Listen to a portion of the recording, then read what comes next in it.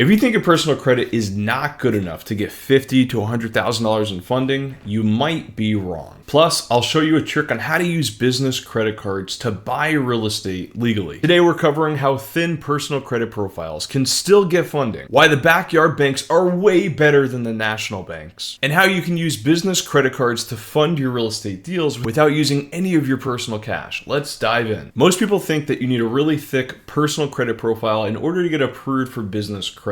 But the truth is, even if you have a thin credit profile with not a lot of trade lines, you still can get approved. So if you have a decent score, but you only have a few accounts, let's talk about what to do. If needed, you can add 1 to 2 authorized user accounts to your credit profile, and it'll strengthen your personal credit profile temporarily. The way that it works is that you would have a card that, let's say, has a $20,000 limit, $0 balance. You get added as an authorized user to that card. There are some banks where you can just log in online and do this. Ideally, you would have a friend or family member assist you with this process. You get added as an authorized user. You're not necessarily going to use the card, but within a matter of weeks, your personal credit score could not only bump up, but now you have a seasoned trade line on your personal credit report. For example, if this card was 10 or 20 years old, you now have a seasoned trade line, improved your utilization, and increased your highest credit limit on your personal revolving side. You want to also focus on your business credibility. Don't skip the steps of having a proper business address, opening that business checking account, having your website, your phone number, and your online presence. You do also want to boost up your business credit score before you apply, as we talk about every week on this channel. Big banks like Chase and Bank of America are too strict. They look back 2 years to see how many inquiries you have, whereas backyard banks and local community banks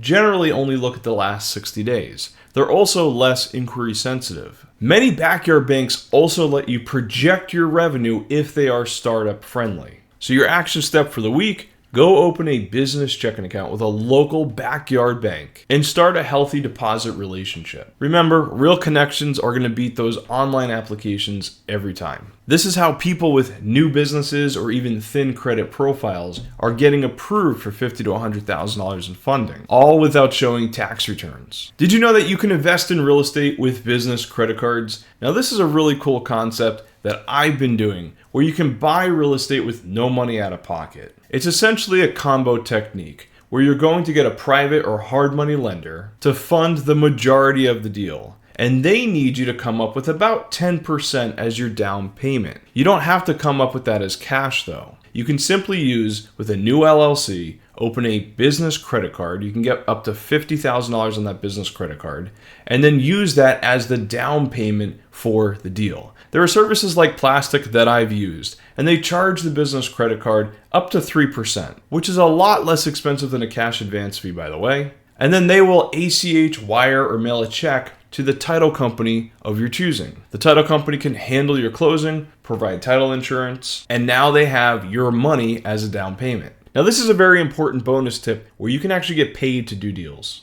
When I first started investing in real estate, I partnered with a hard money lender. I did that through what I teach here, building relationships and doing a lot of networking. I went out and sourced the deals, and they did all of the funding. Now, because I'm working hard and it costs money to work and to acquire deals, I paid myself a developer fee on the HUD or CD. So add a developer fee to your closing, for example, $6,000. You're now getting paid every single time you buy a deal. This creates a sustainable relationship where you're not always chasing paycheck to paycheck or waiting for a deal to sell or refinance in order to have money coming in. You can actually get paid up front. So I just showed you how to use business credit, get into a deal with no money out of pocket, and get paid every time you buy a deal. This is a great way to stay cash flow positive without draining your savings or going out of business. Fast funding tip of the week: always check which bureau the bank pulls before you do your application. For example, if Chase is pulling Experian and you have a lot of inquiries on Experian, you might want to work with a bank that pulls TransUnion or Equifax. So thin personal credit profiles can still win. You definitely want to boost up your business credit profile. Link in the description on my free report. Backyard banks are your secret weapon. And yes, you can invest in real estate using business credit cards.